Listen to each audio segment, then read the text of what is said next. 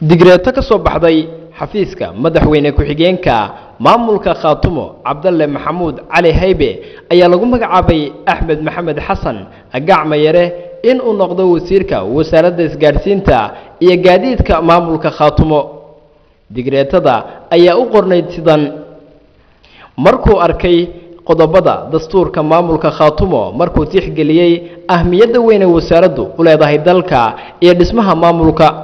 markuu arkay in baahi loo qabo buuxinta jagada wasaaradda isgaarsiinta iyo gaadiidka,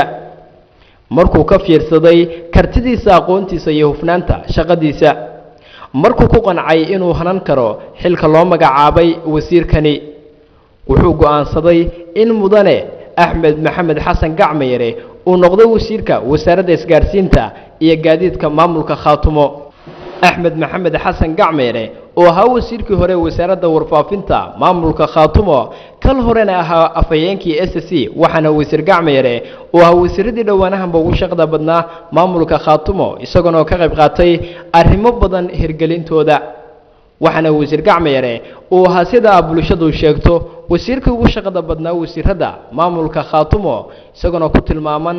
shakhsi daacadnimo ku dheer tahay. وحمزة عبد الرحمن أحمد،